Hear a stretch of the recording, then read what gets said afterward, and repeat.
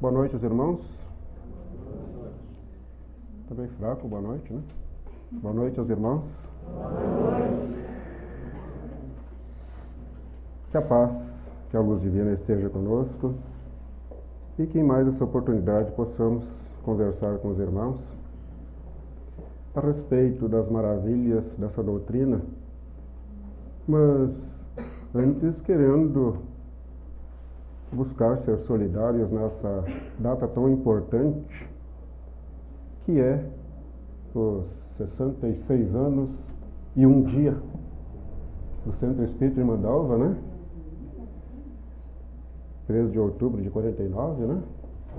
Então nós queremos dar os parabéns a todos os nossos irmãos que frequentam, os trabalhadores, mas também e principalmente aqueles que lá em 1949 iniciaram, certamente com todas as dificuldades, esses trabalhos que culminam com o que hoje aqui está e que continuem prosperando, tendo cada vez mais os trabalhadores o ânimo, a boa vontade de continuar levando melhor aqueles que aqui adentram, encarnados como desencarnados. Mas também, um dia depois desse 13 de outubro, que hoje é dia 4, né?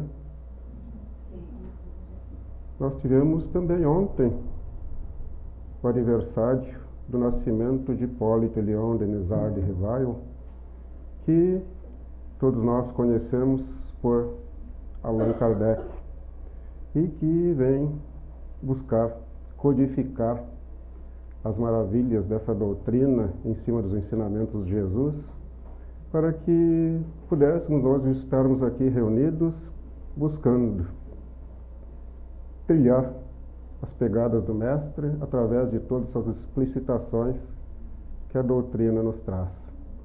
E nós já começamos, né, o nosso trabalho hoje aqui, lá pelo capítulo 1 do Evangelho, que é o nosso código moral, onde lá no capítulo 1, Kardec coloca, juntamente com os espíritos, eu não vim destruir a lei, e ali ele cita Moisés com os 10 mandamentos. Esses 10 mandamentos que, num passado, todas as crianças aprendiam os 10 mandamentos. E que é importante, né, que nós continuamos a repassar para as crianças os 10 mandamentos. Mas nós precisamos repassar se nós tivermos lá dentro de nós o cumprimento desses mandamentos. Porque logo depois Jesus vem nos concitar quando lhe apresentaram algumas crianças, e as crianças não estavam deixando que as crianças fossem até ele, e ele disse: deixai que venham a mim os pequeninos, e não os impeçais, porque deles é o reino dos céus, ou para aqueles que se lhes assemelham. E Jesus falava isso espiritualmente. Porque nós precisamos deixar que as crianças vão até Jesus espiritualmente, porque fisicamente ficaria difícil, né? Porque ele não está junto de nós fisicamente. É preciso que nós deixamos que as crianças vão até Jesus espiritualmente e não as impeçamos. Não podemos impedir que as crianças vão até Jesus. Mas para que nós façamos isso, deixamos que as crianças vão até Jesus, é preciso que nós buscamos esses ensinamentos que já lá 1350 anos antes de Jesus, Moisés já nos dava aquele ensinamento espiritual com relação às crianças. Porque ele foi incumbido de tirar o povo hebreu do Egito para levar para a terra prometida. E ele leva 40 anos para fazer uma travessia que ele podia ter levado 2 vezes. Ele leva 40 anos para fazer aquela travessia. Ele leva 40 anos apostando na criança. Porque era muito difícil ele chegar na Terra Prometida e fazer com que aquele povo que tinha sido escravo por tanto tempo absorvessem aquelas ideias para viver uma vida que fosse mais espiritual, porque estavam empregados e certamente que chegando lá eles iriam continuar com aquelas ideias negativas com relação à escravidão que tinham, e iam se armar para voltar para lutar contra aqueles que os tinham mantido escravos. Então o que ele faz? Aposta nas crianças que ali estavam, aposta nas crianças que estavam nascendo e nas crianças que iriam nascer por todo aquele tempo. E nesse meio tempo ele recebe os 10 mandamentos. Então é uma visão de aposta na criança já lá no tempo de Moisés.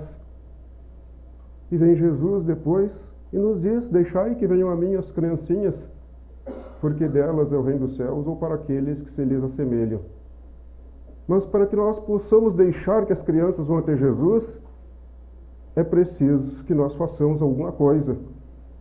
Porque com as negatividades reinando entre nós, e ainda reinam porque estamos num mundo de expiações e provas, num mundo ainda que é de imperfeições, e precisamos ir nos livrando dessas imperfeições para não impedir que a criança copie as nossas imperfeições e não vá até Jesus.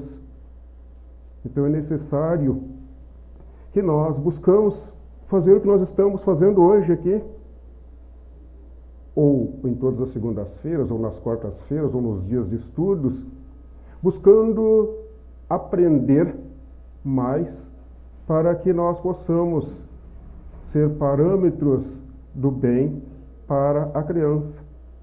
Mas é preciso que nós exercitamos aquilo que estamos aprendendo. Porque a gente costuma brincar nos grupos de estudos e não adianta a gente dizer, ir lá na sessão de estudos e dizer que sabe. Porque eu só sei que sei aquilo de bom que eu digo que sei, se eu fizer aquilo de bom que eu digo que sei, senão eu não sei que sei aquilo de bom que eu digo que sei. Enrolei? É só fazer o que sabe. Eu só sei que sei aquilo de bom que eu digo que sei, se eu fizer aquilo de bom que eu digo que sei, senão eu não sei que sei aquilo de bom que eu digo que sei. E a gente aprende tantas coisas boas, não digo nessa palestra, mas quem sabe nas outras, né? Nos grupos de estudos, nós aprendemos tantas coisas boas.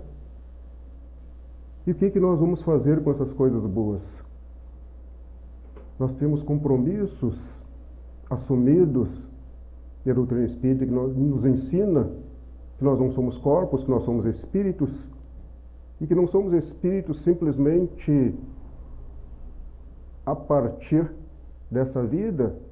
Nós já fomos espíritos em tantas outras vidas e já vivemos com todos aqueles que conosco convivem e tivemos vidas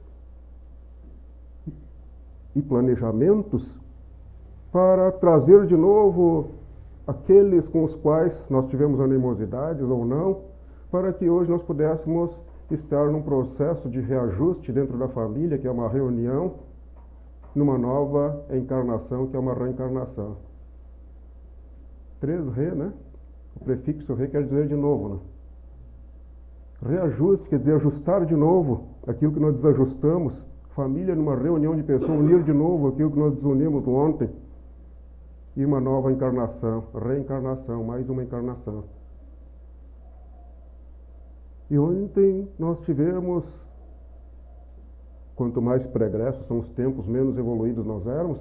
Ontem nós tivemos, quem sabe, animosidades, e hoje surgem do nosso lar aqueles com os quais nós convivemos e nascem no nosso meio como crianças. E nós temos a oportunidade de reconduzi-los ao seio do Mestre. E nós viemos aqui para buscar, aprendermos para reconduzir esses pequeninos aos seios do Mestre. Nós vemos nas palavras de Ronald Russell que nós temos que buscar fazer aquilo que Jesus dizia: deixai que venham a mim as criancinhas, senão as impeçais. Porque a criança aprende o que vive. Ronald Russell nos diz: a criança que vive com afeição aprende a amar. A criança que vive com estímulo aprende a confiar. A criança que vive com a verdade aprende a ser justa. A criança que vive com elogio aprende a dar valor. A criança que vive com generosidade aprende a repartir. A criança que vive com saber aprende a conhecer. A criança que vive com paciência aprende a tolerância. A criança que vive com felicidade conhecerá o amor e a beleza. Então tem tantas coisas com relação a nós mesmos que eu olho isso aqui e eu só não coro por causa da cor, né? Tantas coisas que a gente tem que aprender para buscar fazer com que os testemunhos dos ensinamentos do Mestre sejam dados por nós. Para que nós possamos realmente, lá no nosso lar, na via pública, onde quer que nós estejamos, buscarmos dar testemunhos dos ensinamentos de Jesus, porque ele dizia: todo aquele que me confessar diante dos homens, também eu o confessarei diante de meu Pai que está nos céus. E esse testemunho com a criança é grandioso, porque a criança é como uma folha só. Ela é sensível. Se a gente assoprar num livro, como somos nós adultos, aí não se move, né? Mas a criança, ela sente as vibrações dos nossos pensamentos, das nossas palavras, e essas vibrações podem afetá-la de tal maneira que provoquem traumas, que provoquem negatividades. Porque lá no dia a dia, perante as crianças, quantos testemunhos não condizentes com os ensinamentos de Jesus nós já damos. Mas isso é passado. O mais importante é o daqui para frente. No passado a gente já pode ter dito para a criança, quando ela atendeu o telefone: diga que eu não estou quando me perguntaram por nós, quando era determinada pessoa. E nós estávamos ensinando a criança a mentir. Ou a criança diz: não tem nem o Alfredo aqui? Pai, o Alfredo vai vir aí. E daí a gente diz: pá, mas aquele safado vai vir aqui, né? E daqui a pouco chega o Alfredo e a gente: ô, Alfredo, tudo bom? E a criança, né? Primeiro nós dissemos, já criticamos. Jesus dizia há 2000 anos: não julgueis. A gente está ensinando o contrário da lei. Quando chega o Alfredo, a gente abraça o Alfredo. Que falsidade. Então a gente estava ensinando as coisas negativas, estou falando do passado, né? A gente estava ensinando as coisas negativas para a criança, para ficar na contramão da lei de Deus. E estava impedindo que a criança espiritualmente fosse até Jesus. Mas também quantas vezes nós não ensinamos o honrar pai e mãe, ensinamos a contramão, porque o nosso filho chegava até nós como pai e dizia: pai, eu posso fazer isso? E daí eu dizia: não. E daí chegava na minha esposa e a minha esposa dizia assim. Eu chegava na minha esposa dizia assim, chegava em mim, eu dizia não. E daí não existia, ou o contrário, né? Ela dizia não e eu dizia sim. E aí nós não estávamos ensinando ele a honrar o pai ou a mãe. Estávamos causando um problema. Nós queríamos ser bonzinhos, Mas a bondade é dar o necessário. E lá nós vamos encontrar, na antiga Babilônia, alguns dizeres, e um deles dizia: nunca dês tudo aquilo que tu podes dar, porque todo aquele que dá tudo o que pode, vai acabar dando até o que não pode. E às vezes a gente queria dar tudo que podia, porque eu não tive quando era pequeno, eu queria dar ao meu filho tudo que podia. E daqui a pouco ele podia, num determinado momento mais tarde, fazer com que nós dessemos. Como aquele exemplo do Lampião, né, que chegou numa cidadezinha: senhor prefeito, eu queria que o senhor me desse isso, nós precisava disso, e o prefeito foi dando. Daqui a pouco ele disse: senhor prefeito, cheguei pedindo e estou mandando. E assim, se nós dermos tudo para a criança, daqui a pouco ele vai estar com as rédeas e nós é que vamos ser comandados, como quando nós é que recebemos a incumbência de direcionarmos os nossos filhos para irem até Jesus. E pudéssemos nós sermos aqueles que fôssemos esses condutores, aproveitando aquele momento em que a criança está como argila, possível de ser moldada, porque depois que endurecer é complicado. Nós temos aqui no Evangelho que o bom jardineiro, quando vê a plantinha crescendo torta, ele coloca uma escora para que ela possa crescer ereta. Compromisso que nós assumimos na espiritualidade. Mas daqui a pouco nem todos são pais de pequenos, né? Daqui a pouco são avós, tios. E todos nós temos esse compromisso. Mas mesmo não sendo da parentela, nós podemos dar aqueles exemplos. Mesmo sendo aquela criança que nós encontramos ali na rua, nós podemos estar dando exemplos. Porque nós encontramos uma criança ali na rua e nós podemos dedicar um pouquinho do nosso tempo para ela. Quando ela nos pede alguma coisa e que a gente daqui a pouco puxava uma moeda e dava para ela, quando a gente nem sabia o que ela ia fazer com a moeda. Então, se ela diz que precisa de um pão, em vez de nós darmos a moeda, é que nós damos o pão. Mas que nós damos o pão para alguém, porque alguém tem nome. A gente às vezes dá uma moeda ou um pedaço de pão para ela e não perguntava o nome. E nós gostamos de ser valorizados pelo nome. A criança também. Mas imagina se a gente perguntasse para a criança se ela tem nome, com quem ela mora, se ela estuda. Opa, o tio, a tia está se interessando por mim.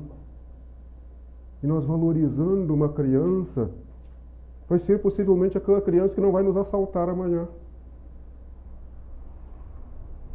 E que não assalte ninguém, né? E nós podemos dar conselhos a ela, e que às vezes são uma fração muito grande desse grandioso tempo que nós temos. Imaginem se nós conversamos com a criança por 10 minutos. 1 hora tem 60 minutos. O dia tem 24 horas. 24 vezes 60, quanto dá? Dá um monte de minutos, né? E às vezes a gente não quer perder. Às vezes lá em casa, com os nossos filhos, com os nossos netos, a gente não quer perder um tempinho. Agora imagina com aquela criança de rua. Então a criança aprende o que vive. Se nós valorizamos a criança, depois nós seremos valorizados pela criança. Se nós ensinamos alguma coisa boa para essa criança, com aquilo que nós já podemos ter, que nós viemos aqui para buscar alguma coisa para exercitar lá fora, para dar testemunho dos ensinamentos de Jesus nos nossos outros irmãos que convivem conosco. E ele teve um chamamento para conosco, que nós fizéssemos esse ensinamento, não só, mas também para as crianças, para que elas pudessem buscar ter esse direcionamento. Porque, para quem não tem um direcionamento, qualquer caminho serve. E qualquer caminho, às vezes, não é bom. Mas se tiver um direcionamento, nós podemos sermos felizes amanhã por encontrarmos aquela criança com um pouquinho daquela semente que nós damos a ela, transformada em frutos. E essa vai ser uma felicidade para nós. Seja ela aquela das nossas lides lá do nosso lar, seja ela aquela que é da nossa parentela, seja ela aquela que nós encontramos no dia a dia, enfim, seja as crianças que estiverem no nosso caminho, que nós dedicamos a ela um pouco das nossas palavras, um pouco dos nossos pensamentos, moldados pelos ensinamentos de Jesus, que nos concitava a mudarmos o nosso posicionamento, mesmo que nós tenhamos sido dessa ou daquela maneira no passado. Mas nós vamos ver no Sermão do Monte que Jesus não se ocupava com o passado, aquele que às vezes a gente fica apegado, né? A gente fica apegado ao passado, situações que aconteceram, e esquece-se do presente. Dizem que nós ficamos em torno de 67% apegados no passado, 30% no futuro, e sobram uns míseros 2, 3% para o presente. E Jesus nos concitava a buscarmos o presente para agirmos. Lá no Sermão do Monte, ele dizia: bem-aventurados os que são. São é o presente, né, do verbo ser. É agora, né? Bem-aventurados os que são brandos e pacíficos, porque eles verão a Deus. Então é agora, e não dizia bem-aventurados os que foram, os que não foram brandos e pacíficos. Ele dizia bem-aventurados os que são agora brandos e pacíficos, porque eles verão a Deus. E Deus nós podemos ver através dos outros. Ele dizia bem-aventurados os que são misericordiosos agora. Não importa se nós não fomos misericordiosos no passado ou se fomos. Porque se fomos e agora não somos, estamos na contramão da lei.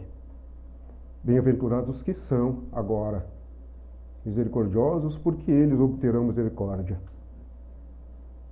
Então ele coloca o presente como base para o futuro.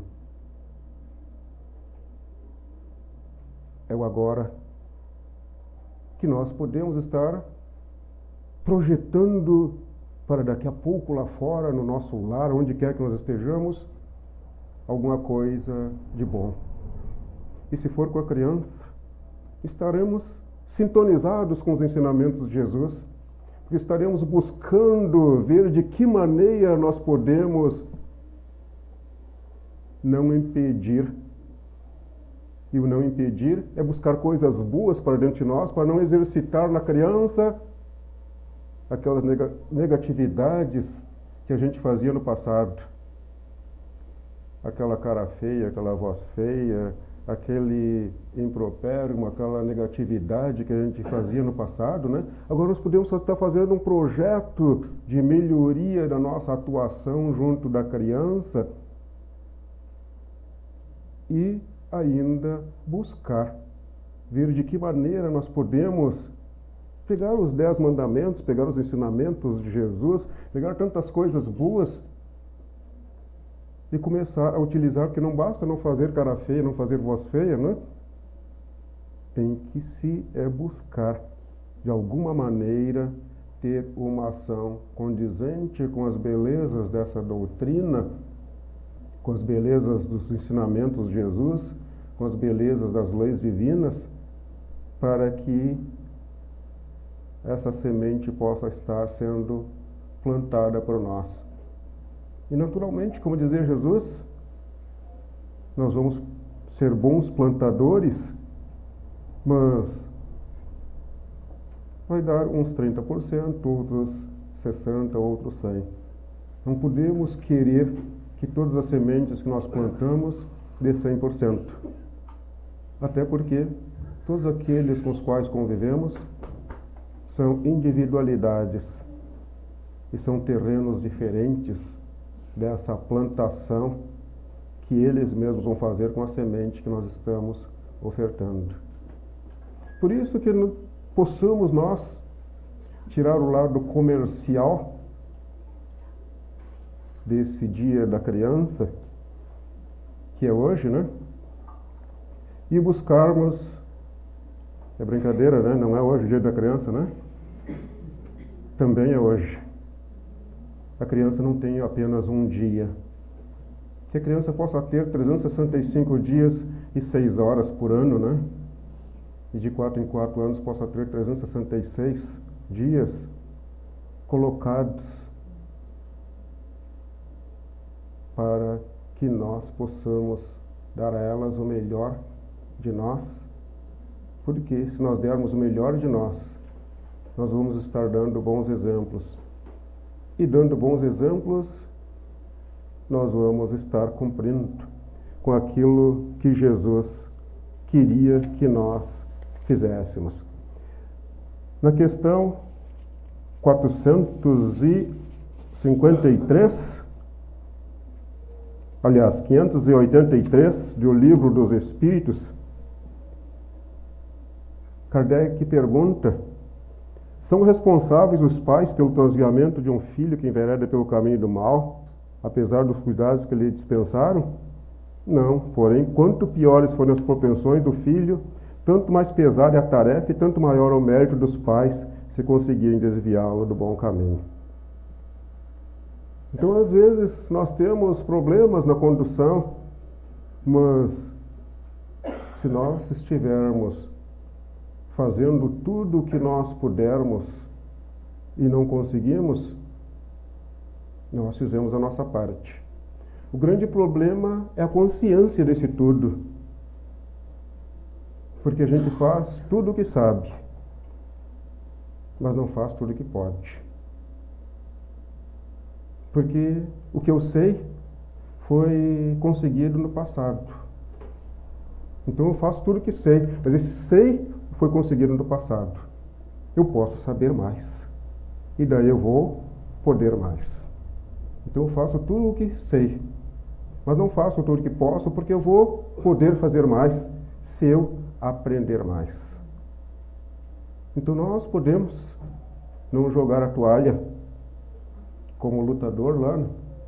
Porque os ensinamentos de Jesus continuam cada vez mais e melhores, atuantes no dia a dia das nossas vidas. Nós podemos ver sempre por um motivo, seja ele qual for, e numa ideia mais avançada. E nós sabemos que existe a natural evolução do pensamento humano, que é até uma cadeira da faculdade, né? Evolução do pensamento humano. E nós temos essa evolução do nosso pensamento e podemos ir aumentando as nossas percepções com relação a esses ensinamentos para poder auxiliar mais e melhor aqueles que se apresentaram na nossa frente. Então, naquele quesito que daqui a pouco nós rodamos, nós podemos estudar de novo para passar naquela prova com a nota já melhorada. Porque Deus nos dá sempre novas oportunidades. Nessas coisas que Ele nos dá de graça, que tem uma colega nossa que chama de tia, pelas iniciais, que é o tempo, a inteligência e o amor. e as iniciais da tia, né? E nós ganhamos de graça. Eu, pelo menos, não paguei nada por esses 65 dias, 9 meses e 24 dias.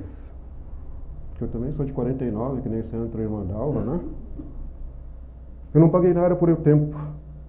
E a gente ganha o tempo de graça e nós podemos dar de graça. Imagina quando nós damos de graça para a criança. Aquela mesma criança que há um tempo atrás a gente ia chegar perto de nós, eu não tenho tempo. E a gente tinha tempo. E a gente não dava esse tempo para a criança. E a gente ganha o tempo de graça. E não estava sendo inteligente, porque a inteligência seria exercitar esse tempo que nós temos de graça, dando de graça, como disse Jesus, aquilo de graça que nós recebemos. Inteligentemente nós podíamos dar de graça aquele tempo que não ia nos fazer falta, porque Deus nos dá um novo tempo. E nós poderíamos exercitar o amor nessa criança, não aquele amor possessivo, mas aquele amor desprendido, onde nós queremos que ela seja melhor. Nós queremos que ela se aproxime de Deus. Nós queremos que ela vá até Jesus através dos seus ensinamentos. E aí, naturalmente, que nós teremos as bênçãos do Pai Maior, porque estamos fazendo com que essas crianças vão até o Pai Maior. Eu já estou avançando no horário, né? Mas, algum tempo atrás, na 0 hora do dia 2 de 7 de 08, né? Certamente que já foi lido aqui, uns tantos já sabem, que eram do seu Carlos Richter, médico psiquiatra, que colocou mães más. E lá ele diz: um dia, quando meus filhos forem crescidos o suficiente para entender a lógica que mova os pais e as mães, eu hei de dizer-lhes: eu os amei o suficiente para ter perguntado aonde vão, com quem vão e a que horas regressarão. Eu os amei o suficiente para não ter ficado em silêncio e fazer com que soubessem que aquele novo amigo não era boa companhia. Eu os amei o suficiente para os fazer pagar as balas que tiraram do supermercado, as revistas do jornaleiro, e os dizer ao dono: nós pegamos isto ontem e queríamos pagar. Eu os amei o suficiente para ter ficado em pé junto de vocês 2 horas, enquanto limpavam seu quarto, tarefa que eu teria feito em 15 minutos. Eu os amei o suficiente para os deixar ver, além do amor que eu sentia por vocês, o desapontamento e também as lágrimas nos meus olhos. Eu os amei o suficiente para os deixar assumir a responsabilidade das suas ações, mesmo quando as penalidades eram tão duras que me partiam o coração. Mais do que tudo, eu os amei o suficiente para dizer-lhes não, quando eu sabia que vocês poderiam me odiar por isso, e em momentos até odiaram. Essas eram as mais difíceis batalhas de todas. Estou contente, venci, porque no final vocês venceram também. Em qualquer dia, quando meus netos forem crescidos o suficiente para entender a lógica que motiva os pais e as mães, quando eles lhe perguntarem se sua mãe era má, meus filhos vão lhes dizer: sim, nossa mãe era má.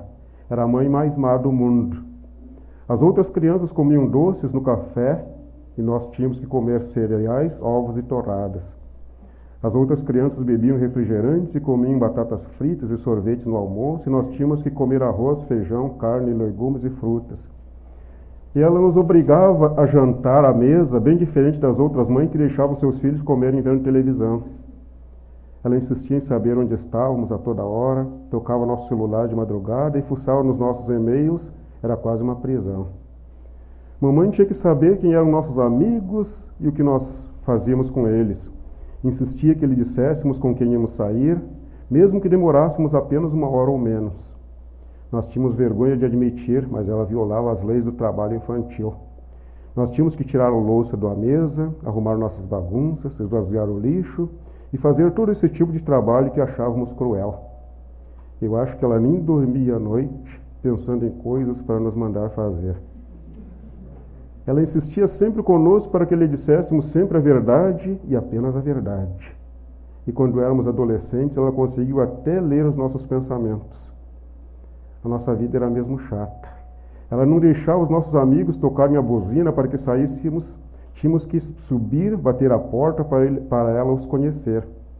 E quando todos podiam voltar à noite, com 12 anos, tínhamos que esperar pelos 16 anos para chegar um pouco mais tarde. E aquela chata levantava para saber se a festa foi boa, só para ver como estávamos ao voltar. Por causa de nossa mãe, nós perdemos imensas experiências na adolescência. Nenhum de nós esteve envolvido com drogas, em roubo, em atos de vandalismo, em violação de propriedade, nem fomos presos por nenhum crime. Foi tudo por causa dela. Agora que já somos adultos, honestos e educados, estamos a fazer o nosso melhor para sermos pais maus, como minha mãe foi. Eu acho que este é um dos males do mundo de hoje.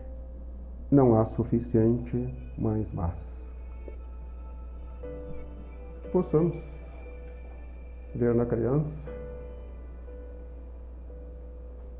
aquele compromisso assumido no ontem, não importa qual a criança. Nós possamos ver na criança compromisso assumido ontem na espiritualidade, para que nós possamos deixar que elas vão até o Mestre e não as impedir. Muita paz.